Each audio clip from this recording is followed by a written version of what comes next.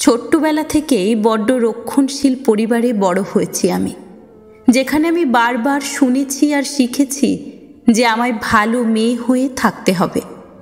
ভালো মেয়ে হতে গেলে নাকি আমায় সকলের কথা শুনে চলতে হবে, এমনটাই সবাই বুঝিয়েছিল আমায়।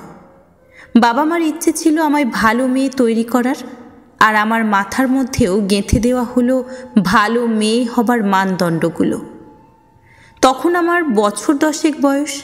সালমান খানের গানের সাথে আমারও খুব নাচতে ইচ্ছে করছিল দুর্গা ঠাকুর ভাসানের দিন, কিন্তু সেই ইচ্ছা প্রকাশ করতেই মা চোখ পাকিয়ে বলল, ছি, ভালো মেয়েরা অমনভাবে পাড়ার দাদাদের সাথে ভাসানে নাচে না মামনি, এসব আর বলো না। বুঝে গেলাম ভাসানে নাচতে গেলে ভালো মেয়ে হওয়া যাবে না।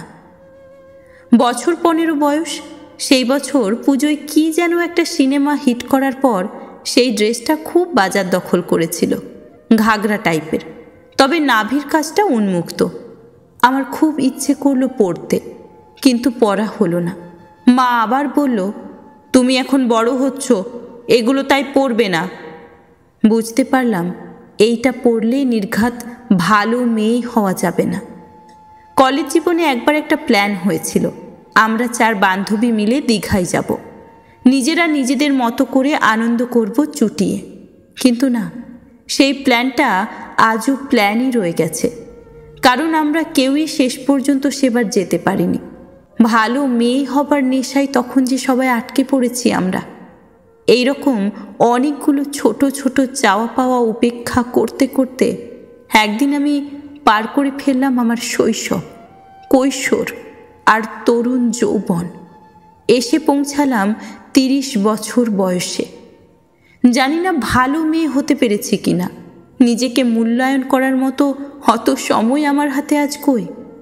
অফিসের কাজ, স্ট্রেসের নাগপাশ, বসের ঝাড়ের গুঁতো, বরের সাথে ঝগড়া, সাংসারিক চাপানুতোর, এইসবের মাঝে কখন যে 24টা ঘন্টা শেষ হয়ে যায় সত্যিই জানতে পারি না। শুধু জানি আমার সাথে নিয়মানুবর্তী যন্ত্রগুলোর খুব একটা পার্থক্য আজ আর নেই। তাই আর চাইলেও আমি আর ভাসানে নাচতে পারবো না, কারণ হাঁটুতে ব্যথা হয় মাঝে মাঝে। কেউ বারণ না করলেও বন্ধুদের সাথে দীঘায় চলে যেতে পারবো না, কারণ আজ আমাদের কারোর হাতেই সময় নেই। পকেটে পয়সা থাকলেও সেই উন্মুক্ত নাভির ড্রেসটা কিনে পরতে পারবো না, কারণ আমি এখন স্থূলকায়া। সেই ছোট ইচ্ছাগুলো সেদিন যারা খুন হয়েছিল, আজ খুঁজলেও তাদের মৃতদেহও আজ আর পাবো না। সেদিন একটা অফিস পার্টির সুবাদে আমি একটা নামকরা রেস্টুরেন্টে গিয়েছিলাম, যার সংলগ্ন একটা বার কাম ডিস্ক ছিল। একটু উঁকি মেরে দেখলাম ওই দিকটায় কতগুলো মেয়ে নেশায় বুঁদ হয়ে উত্তাল নাচছে। অজান্তেই আমার মুখ থেকে ছিটকে এলো 3টে শব্দ, মেয়েগুলো ভালো না। তাড়াতাড়ি সরে এলাম ওদিক থেকে। সেদিন রাতে ঘুম আসছিল না, বারবার মনে হচ্ছিল, আচ্ছা সত্যি কি মেয়েগুলো ভালো না? এমন তো হতেই পারে, ওরা কাউকে ঠকায় না, ওরা অকারণে মিথ্যে কথা বলে না, অন্য কারোর ক্ষতির চেষ্টা করে না, হয়তো সাধ্যমতো অন্য কারোর উপকার করার চেষ্টাই করে। যদি তেমনটা হয় তাহলেও কি ওরা ভালো না? শুধু বাঁধা গতের কয়েকটা স্থবির রীতিকে বুড়ো আঙুল দেখিয়ে নিজের মনের ডাকে সাড়া দিলে কি কেউ ভালো হবার সংজ্ঞা থেকে বিচ্যুত হয়? এ কেমন নিয়ম? এই যে আমি নিজের হাজারো ভালো লাগা বর্জন করে ভালো মেয়ে হবার ইঁদুর দৌড়ে সেদিন সামিল হয়েছিলাম, এতে কি আমি সত্যি ভালো হতে পেরেছি? কোন মানুষের কটা উপকারে লাগি আমি? কোন মহৎ কাজটা হয় আমার দ্বারা? সারাদিন প্রতিদিন তো শুধু নিজেকে নিয়েই ব্যস্ত থাকি, নিজের অফিস, নিজের লেখা, নিজের সংসার, অন্য কাউকে নিয়ে ভাবার সময় কোথায়? তাহলে কিসের ভালো আমি? আমার নিজের স্বার্থে আঘাত লাগলে আমিও হিংস্র হয়ে উঠি, কখনো কখনো প্রতিশোধ পরায়ণও হয়ে উঠি। মাঝে মাঝে ঈর্ষা, লোভ, এগুলোর হালকা জ্বালা কাবু করে ফেলে আমায়। তাহলে কি আমি সত্যি ভালো মেয়ে হতে পেরেছি?